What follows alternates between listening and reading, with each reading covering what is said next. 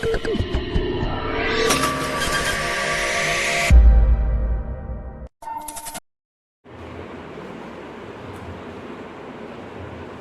તો આજે આપણે દાખલાની વાત કરવાના છીએ. પ્રવેશનો દાખલો છે દાખલા નંબર 10 પેજ નંબર 209.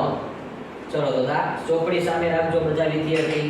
હવે એમાં જોવાનું છે વિદિત અને વિશાલ 2:3 ના પ્રમાણમાં નફો નુકસાન વેચતા ભાગીદારો છે. અંડરલાઈન કરો. દાખલામાં જૂનું પ્રમાણ આપેલું છે. જૂનું પ્રમાણ આપેલું છે તો દાખલામાં બીજું જોવાનું. હવાલામાં કયું પ્રમાણ હોય? નવું. દાખલામાં જૂનું અને નવું બંનેનું પ્રમાણ હોય તો સૌપ્રથમ પહેલા શું શોધવું પડે? ત્યાગ. ચલો જૂનું પ્રમાણ તો મળી ગયું. ત્યાર પછી આગળ જોતા જાજો તો ડાયરેક્ટ આપણે હવાલામાં જ આવી જાવ. હવાલા નંબર 1 વિદિત તેના ભાગમાંથી. અંડરલાઈન કરો. કયો શબ્દ આવ્યો છે? માંથી. માંથી શબ્દ હોય તેને શું કહેવાય? ત્યાગ કહેવાય. તો આમાં ત્યાગ આપણે શોધવાનો છે નહીં. તો ખાસ યાદ રાખજો માંથી શબ્દ હોય તેને જ ત્યાગ કહેવાય. ત્યાર પછી જો વિશાલ તેના ભાગમાંથી. તો અંડરલાઈન કરો. બંનેમાં શું છે? માંથી શબ્દ હોય.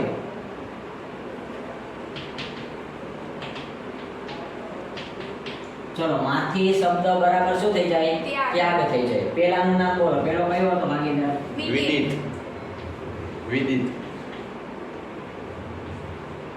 વિદિતનો ત્યાગ કેટલો છે? 1/4. ચલો પછી બીજો કોનો હોય? વિશાલ. વિશાલનો ત્યાગ ત્યાગ કેટલો છે? 1/8. ચલો બંનેનો ત્યાગ મળી ગયો છે, પરંતુ સૌપ્રથમ પેલા બંનેના છેદ કેવા કરવા પડે? સરખા કરવા પડે. તો અહીંયા 8 છે, અહીંયા કેટલા છે? 4 છે. તો અહીંયા કેટલા વડે ગણતરી કરવી પડે?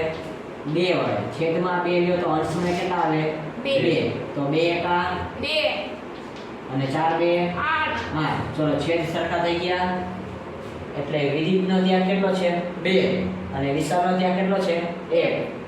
એટલે એને કહેવાય ત્યાગનું પ્રમાણ.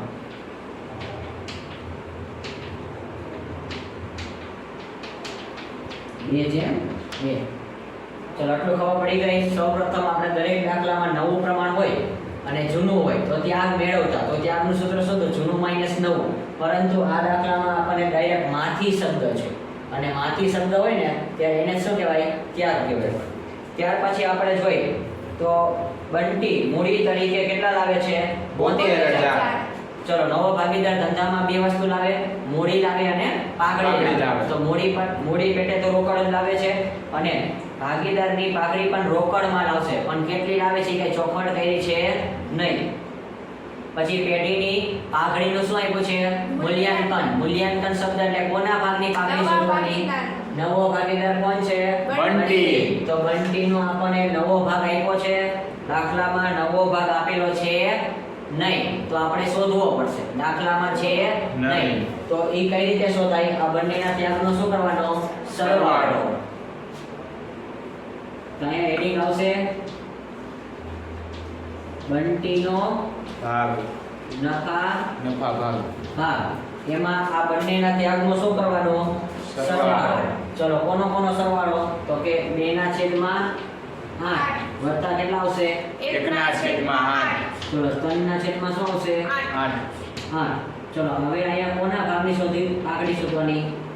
બંટીના ભાગ. બંટીના ભાગની પાઘડી. ચલો પાઘડીની કુલ રકમ કેટલી છે? 32,000. 32,000 માંથી આપણે કોના ભાગની પાઘડી શોધવાની? નવો ભાગીદાર. નવો ભાગીદાર કોણ છે? બંટી. નફા ભાગ આપ્યો હતો નહીં, પરંતુ આ બંનેના ત્યાગનો શું કરવાનો? સરવાળો. છેદ સરખા જ છે. ચલો તો હવે આમાં આપણે ગુણ્યા કેટલા કરવાના? 3. છેદમાં કેટલા આવશે? 8. ચલો બંટીની પાઘડી બોલો કેટલી આવે છે? 12,000. પણ આ 12,000 કઈ રીતે આવે છે? પાઘડી પણ રોકડમાં કીધી છે. ચલો રોકડ પેટે લાવે છે એવી સૂચના આપી દીધી હતી. ચલો ત્યાર પછીનો આપણે હવાલો ટીક કરી નાખજો.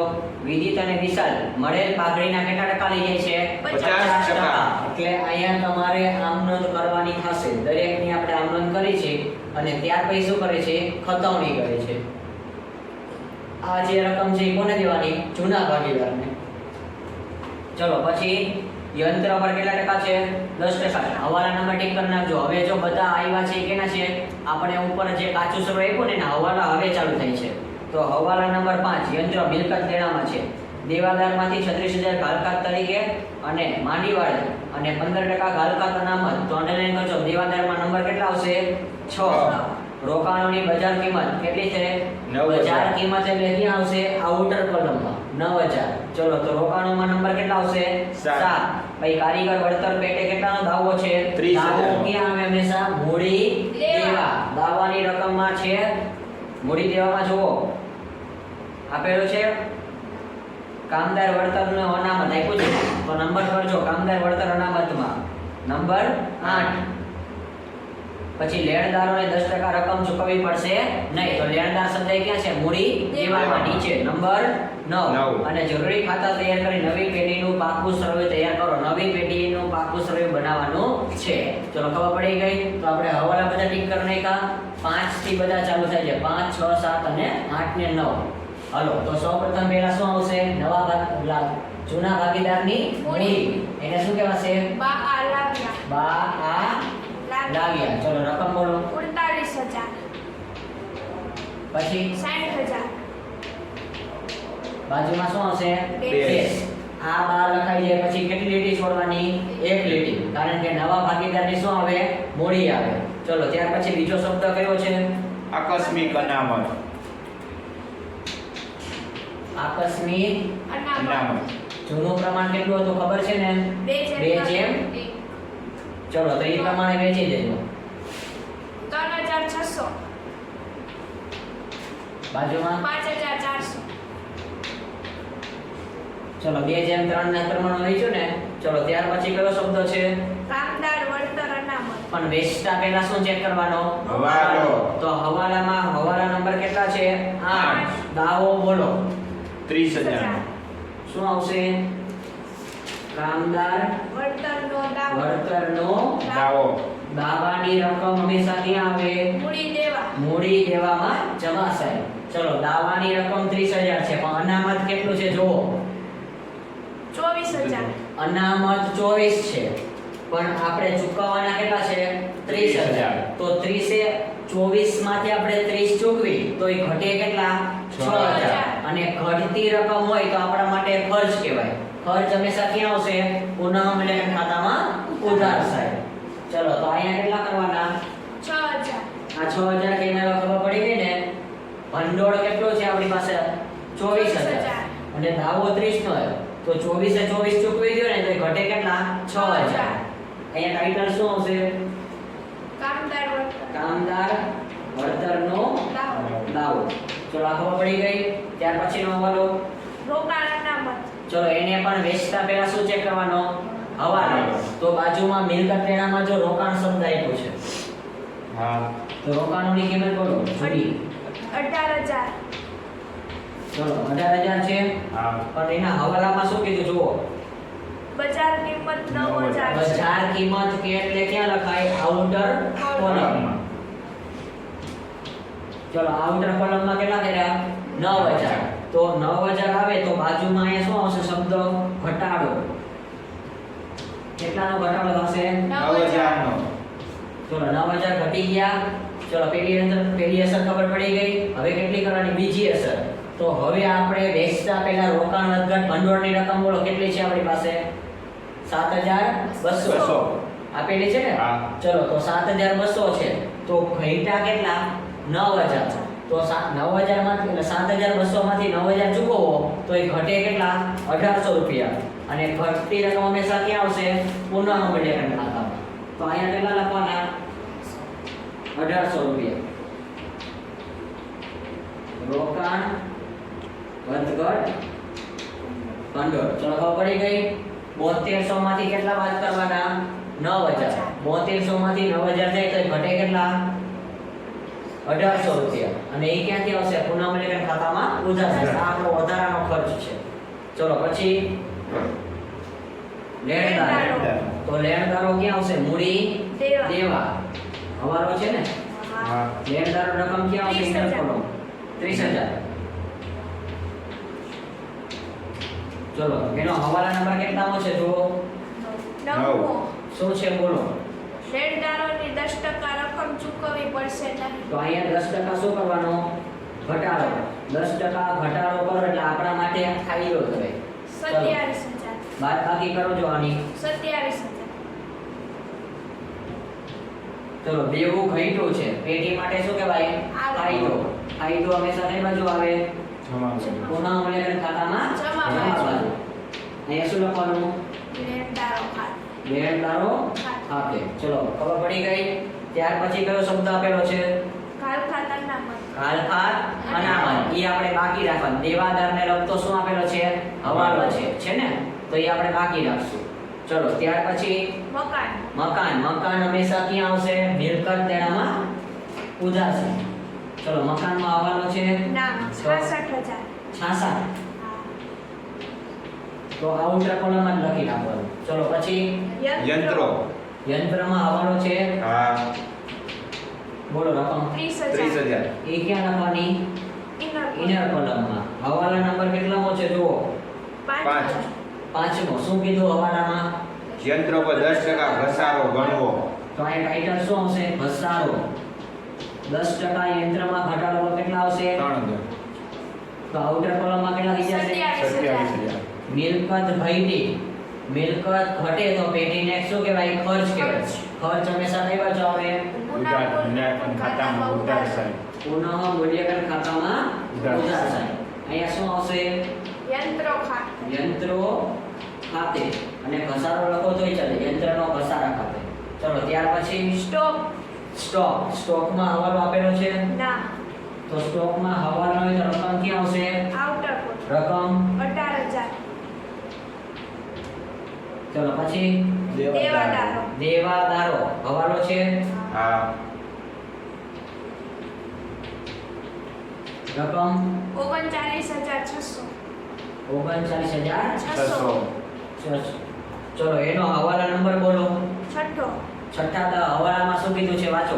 દેવાદારોમાંથી રૂપિયા 3600 ની ઘાલખાત તરીકે પેલા માંડી હાલખાત વાળવા. માંડી વાળવાની. શું માંડી વાળવાની? ઘાલખાત.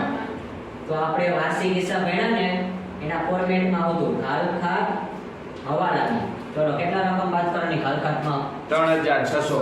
પેલા કેટલા આવશે? 3,600. ચલો બાદ બાકી કરો તો 36,000. પૂરેપૂરા અમારે 36. હા. પછી હજી એમાં હવાલા નંબર આગળ વાંચો એમાં ને એમાં. 15% ઘાલખાત અનામતની જોગવાઈ કરવી. તો હવે ટાઇટલ શું હશે? ઘાલખાત અનામતની અને જોગવાઈ. કાઉન્સમાં શું કરવાનો? હવાલો. હવાલા. એમાં ટકાવારી છે કે રકમ છે? ટકાવારી. 15%. 15%. તો 15% કરો કેલ્સીમાં. 5,400. 5,400. 400.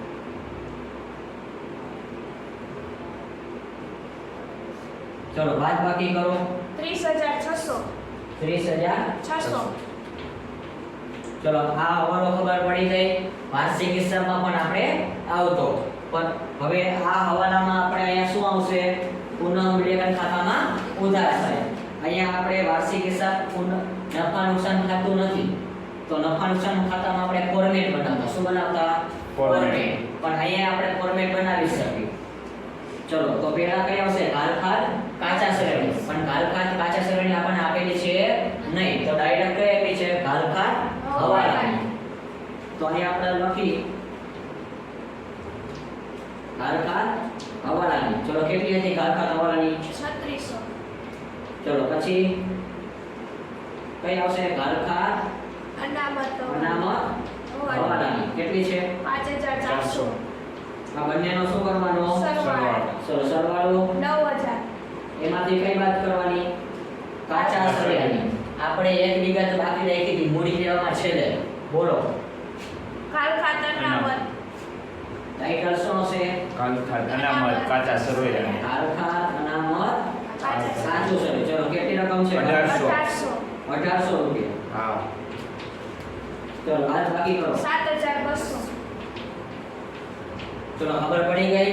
વાર્ષિક હિસાબમાં પણ આપણે આ ટાઈપનું પોસ્ટ આવતું. ટોટલ 4 ઘાલખાત છે પણ પેલી આપણને આપેલી છે નહીં. ચલો ત્યાર પછી બેંક. બેંક ક્યાં આવશે?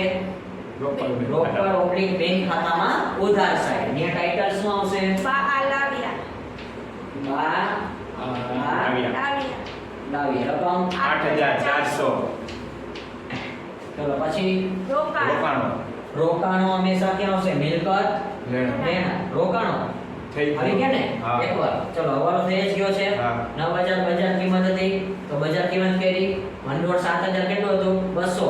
તો 7,200 ચૂકવી ગયો તો એ ઘટે કેટલા? 1,800 રૂપિયા. ચલો થઈ ગયો તો એ. ચલો એના પછી બધી વિગત પૂરી. હા. ચલો તો સ્ટેપ બાય સ્ટેપ પહેલી વિગત થી ચાલુ કરી. માથી શબ્દ વયને શું કહેવાય? ત્યાગ. ત્યાગ કહેવાય. ચલો ત્યાગમાં બંનેના છેદ કેવા કરવાના? સરખા. એ લખી દઉં છું, છેદ સરખા કરવા.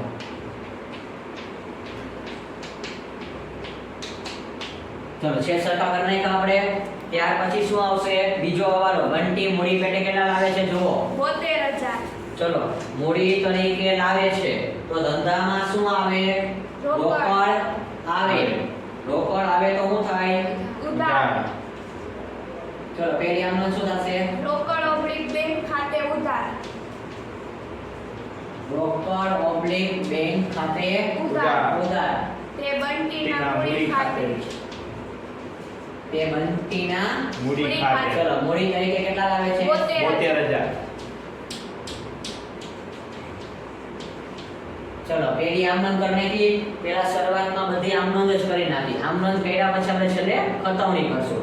ચલો પેલી થઈ ગઈ. પછી પાઘડી પેટે રોકડમાં લાવશે પણ રકમ આપેલી હતી નહીં. હવાલા નંબર 3 હવે વાંચો. પેઢીની પાઘડીનું મૂલ્યાંકન કેટલું છે? 32,000. મૂલ્યાંકન કી એટલે કોના ભાગની પાઘડી શોધવાની? નવા ભાગીદાર. નવો ભાગીદાર કોણ છે? બંટી. બંટીનો આપણને ભાગ આપ્યો હતો નહીં, પરંતુ આપણે શોધ્યો. કઈ રીતે શોધ્યો? આ બંનેના ત્યાગનો શું કરવાનો? સરવાળો. ચલો ખબર પડી ગઈ. 12,000 કેમ આવ્યા? પણ ઈ પાઘડી પેટે રોકડ છે. શું છે? રોકડ. ધંધામાં રોકડ આવે તો શું થાય? ઉધાર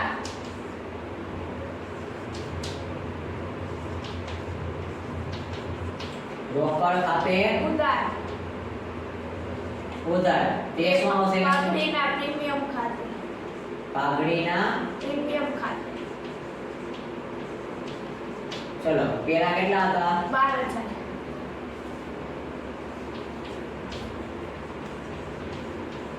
ચલો પણ આ પાઘડીની રકમ હંમેશા કોને દેવાય? જૂના ભાગીદારને. કયા પ્રમાણમાં?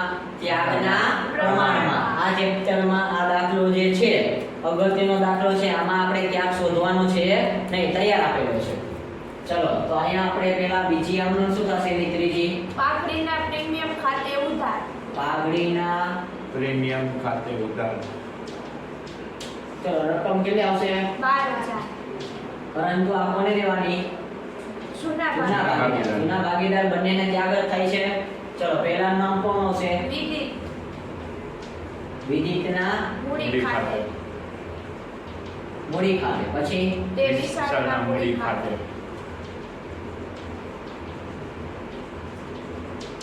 પણ આ અહીંયા કાઉન્સમાં નોંધ શું થશે? ત્યાગના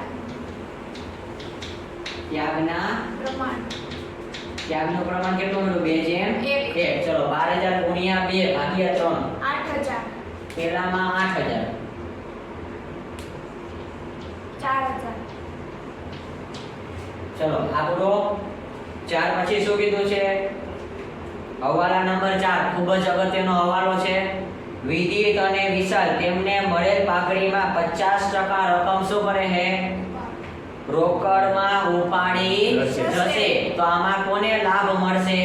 જૂના ભાગીદાર. બંનેને લાભ મળે તો લેનાર ખાતે શું થાય? ઉધાર. અને ધંધામાંથી રોકડ જાય તો શું થાય? જમા. કારણ કે રોકડ કોણ લઈ જશે? જૂના ભાગીદારો. તો આ જૂના ભાગીદારો લઈ જાય તો એને લાભ લેનાર કહેવાય. શું કહેવાય? લાભ લેનાર. તો વિદિત અને વિશાલના મૂડી ખાતે શું થશે? ઉધાર. ઉધાર. વિદિતના મૂડી ખાતે ઉધાર મૂડી ખાતે ઉધાર. ઉધાર. અને બીજું શું આવશે? વિશાળના મૂડી ખાતે ઉધાર. પરંતુ આમાં તમારે ત્યાગ કે એનું પ્રમાણ ધ્યાનમાં લેવાનું છે નહીં. એમાં કીધું જ છે કેટલા ટકા? 50%. 50% એટલે કોના કોના? 8,000 છે ને, એના 50% કરો તો કેટલા થાય? 4,000. 4,000 અને આ 4,000 ના 50% કરો તો કેટલા થાય? 2,000. ચલો ખબર પડી ગઈ. પણ કઈ રીતે લઈ જાય? રોકડમાં લઈ જાય. તો ધંધામાંથી રોકડ જાય તો શું થાય? જમા તો અહીંયા શું આવશે? તે રોકડ ખાતે રોકડ ઓબ્લિક બેંક ખાતે. બેંક ખાતે. ચલો તો જો આ જે 6000 હે ને એ બીજી રીતે શોધાય. 12000 ના 50% કરો ને તો એ કેટલા થાય? 6000. ચલો ખબર પડી ગઈ. આ અગત્યની આમનોંધ હતી કે જૂના ભાગીદારો છે રોકડમાં લઈ જાય છે ત્યારે આ આમનોંધ બધી કરવી પડે. આની ડાયરેક્ટ તમે ખતમ નહીં કરો તો કોઈ દી આવડે નહીં. ચલો ત્યાર પછી શું કીધું છે?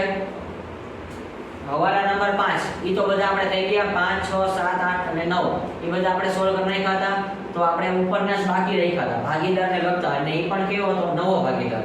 ચલો હવે આપણે આની શું કરવાની છે? ખતવણી. ખતવણીનો નિયમ શું હતો? સાઈડ પોતાની, રકમ પોતાની, નામ સામેવાળાનું.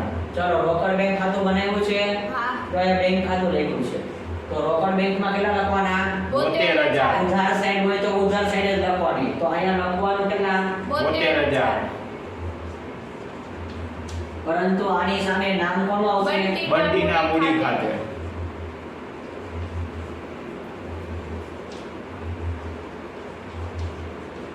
ચલો પેલી ખતમણી થઈ ગઈ. આ ઉધાર સાઈડ પેલી છે. હવે કઈ બાકી છે? જમા સાઈડ જમા સાઈડમાં આપણે બંટીનું મૂડી ખાતું બનાવ્યું હતું. તો કે હા બનાવેલું છે. જો છે અને મૂડી કઈ બાજુ છે? જમા સાઈડ. 72000 છે. હા. પરંતુ આ જે જમા છે એની સામે નામ કોનું છે? રોકડ ખાતે. ચલો રોકડ ઓબ્લિક બેંક. પણ આપણે અહીંયા બેંક ખાતે લખશું કારણ કે આપણે નામ રહ્યું છે માત્ર આ દાખલામાં બેંક શબ્દ છે. ચલો પછી બીજી ખતવણી કરવાની. આમનો નંબર 2 જોવો. રોકડ ખાતું આપણે બનાવેલું છે. રોકડ ખાતામાં કઈ બચાવવાનું? ઉધાર ઉધાર. નામ કોનું આવશે? પાઘડીના પ્રીમિયમ ખાતે. ચલો પાઘડીના પ્રીમિયમ ખાતે. પાઘડીનું પ્રીમિયમ આપણે બનાવ્યું છે નહીં. તો આ બે સામસામે શું થઈ જશે? કટ થઈ જશે. આ જમા હતી આ ઉધાર હતી. તો હવે પાછા આપણે જમા બાજુ આવી જશું. તો જમા બાજુ આવો તો પાછા કોના નામ આવે? વિદિત અને વિશાલ. કઈ બાજુ છે? જમા બાજુ. તો આપણે વિદિતના ખાનામાં કેટલા લખવાના? 8000. અને વિશાલના ખાતામાં 4000. પરંતુ આની સામે નામ કોનું આવશે? પાઘડીના પ્રીમિયમ પાઘડીના ખાતે. પ્રીમિયમ ખાતે. ચલો હવે આ ખતવણી આવડી ગઈ. હા. ચલો ત્યાર પછી હજી એક આપણે બાકી ને 50% રકમ ઉપાડી જશે પણ આ અગત્યની છે. ચલો વિદિત અને વિશાલ કઈ બાજુ છે જોવો. ઉધાર તો બાજુ. ઉધાર બાજુ આપણે પહેલા લખી. વિદિતના ખાનામાં કેટલા લખવાના? ઉધાર બાજુ 4000. અને વિશાલના ખાનામાં 2000. પરંતુ આ બે નામાં રકમ હોય તો એનું નામ આવે નહીં. તો નામ કોનું આવશે? રોકડ ઓબ્લિક રોકડ ઓબ્લિક બેંક ખાતે. પણ અહીં આપણે લખશું શું? બેંક ખાતે. ચલો પણ આ કઈ હતી ખબર હે ને? પાઘડી. અને આને કહેવાય નવી પાઘડી. એટલે આ દાખલામાં જૂની પાઘડી આપણને આપેલી છે નહીં પણ તો આપણે લખવાનું પાઘડી કેવી છે? નવી. ચલો ત્યાર પછી રોકડ ઓબ્લિક બેંક ખાતું આપણે બનાવ્યું છે. હા. તો રોકડ ઓબ્લિક બેંક ખાતામાં જવાનું કઈ બાજુ? જમા બાજુ. જમા બાજુ. તો જમા બાજુ આ કહેવાય. હા. આ ખાતામાં 6000 કરવાના છે પરંતુ આની સામે નામ જુઓ કેટલા છે? બે. તો બે નામ હોય તો બંનેના નામ લખવા પડે. પહેલા કેટલા લખવાના? 4000. બીજા કેટલા લખવાના? 2000. 4000 માં કોનું નામ આવશે? વિદિતના મૂડી ખાતે. બીજું વિશાલના મૂડી ખાતે. ચલો પૂરું. આ ખતમની અગત્યની હતી અને 3 થી 4 વાર પ્રેક્ટિસ કરો એટલે આવડી જાય. ચલો હવે કોઈ હવાલા બાકી છે? પૂરા ને દરેક હવાલા આપણે પૂરા કરી નાખેલા છે. તો ચલો હવે આપણે ખાતાનું શું કરી? પેક કરવાના છે. કઈ બાજુ બાજુ છે? ઉધાર બાજુ ઉધાર બાજુ સરવાળો છે કરો. 6000 1800 3000 અને 7200. 18000 ચલો પૂરેપૂરા હા કેટલા આવશે? 18000. નીચે કેટલી અંડરલાઈન આવે? 2. સામે કેટલા લખવાના? 18000 ચલો પહેલી વખત આ પેઢી છે એ ખોટ કરે છે. પહેલો ને બીજો આપણે દાખલા નંબર 8 9 ગણ્યા તો એમાં કઈ ખોટ આવતી ન હતી. ચલો 18 માંથી કેટલા બાદ કરવાના? 3000 તો બાદબાકી કરો તો વધે 15,000. આ 15,000 માં ટાઇટલ શું હશે? ભાગીદારના મૂડી મૂડી ખાતે કાઉન્સમાં શું લખાશે? ખોટ ખોટ. કયા પ્રમાણમાં વેચવાની? જૂનું પ્રમાણ કેટલું છે? 2/3. 2/3. ચલો નામ કોનું કોનું આવશે? વિદિત વિશાલ વિદિત. ચલો વેચો 15,000 ગુણ્યા 2 ભાગ્યા 5 6,000. અને બીજામાં 9,000. ચલો આટલી ખબર પડી ગઈ. ત્યાર પછી આપણે છે જમા બાજુ, પણ આની ક્રોસ એન્ટ્રી કરો તો કઈ બાજુ આવશે? ઉધાર બાજુ વિજિતના ખાનામાં કેટલા આવશે? 6,000 અને વિશાલના ખાનામાં 9,000 પણ અહીંયા નામ કોનું આવશે? પુનઃમૂલ્યાંકન ખાતે પુનઃ મૂલ્યાંકન ખાતે કાઉન્સમાં કયો શબ્દ લખવાનો? ખોટ હવે જો અહીંયા મેં એક બીજું પણ નામ લખ્યું છે. એક માર્કનો VSQ છે કે નફા નુકસાન હવાલા ખાતે. આનું બીજું નામ શું છે? નફા નુકસાન હવાલા ખાતે. તો અહીંયા તમે દાખલા તરીકે આપણે પુનઃ મૂલ્યાંકન લખ્યું, એ જગ્યાએ આપણે શું લખવું હોય? નફા નુકસાન હવાલા ખાતે. તોય ચાલે, એ ખોટું પડે નહીં. ચલો હવે પૂરું. તો હવે આપણે પહેલા રોકડ બેંક ખાતું ચેક કરી દઈએ. ચલો રોકડ બેંકમાં આપણે 72,000, 12,000 અને 8,400. 92,400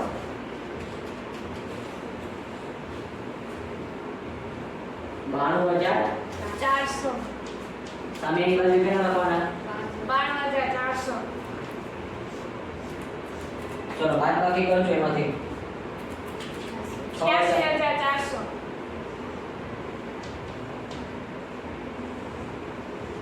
અહીંયા કયો શબ્દ હતો? બા લાવ્યા. પણ અહીંયા શું આવશે? બા લઈ ગયા. બા લઈ ગયા. અને આ બાને ક્યાં લઈ જવાના? સામે. સામે લઈ જાવ એટલે બાનું નામ શું થઈ જાય? બેંક બેંક ખાતે અહીંયા શું લખવાનું? બેંક ખાતે. ચલો બેંક ખાતામાં આપણે રકમ કેટલી આવી? 86,400. ચલો થઈ ગયું. હા.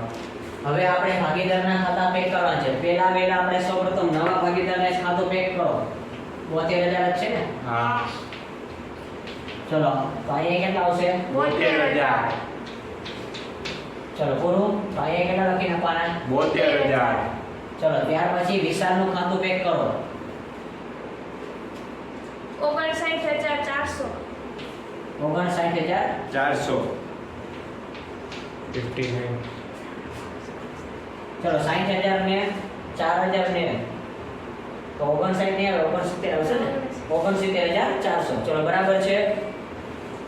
ચલો તો અહીંયા કેટલા આવશે? 69,400. ચલો તો આમાંથી બાદબાકી કરો. 58,400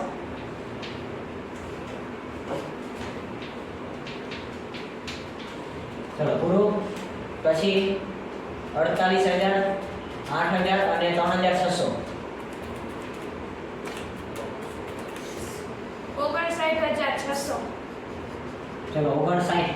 હા 59,600. ચલો અહીંયા કેટલા આવશે? 59,600.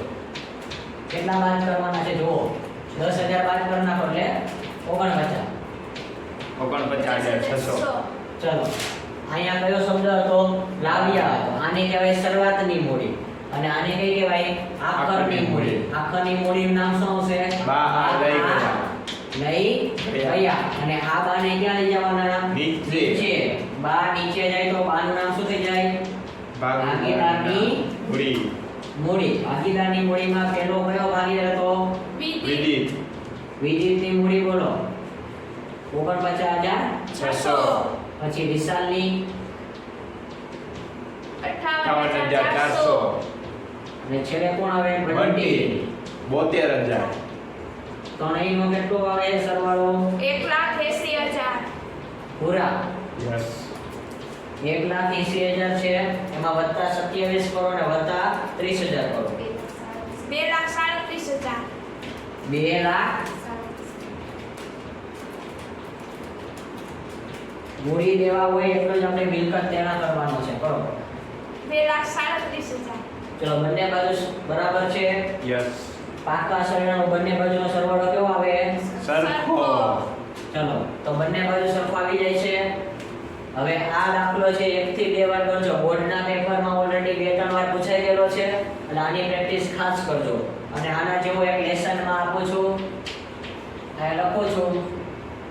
ચલો ઉદાહરણ નંબર કયો આવશે 24 અને એના પેજ નંબર કેટલા છે? 188.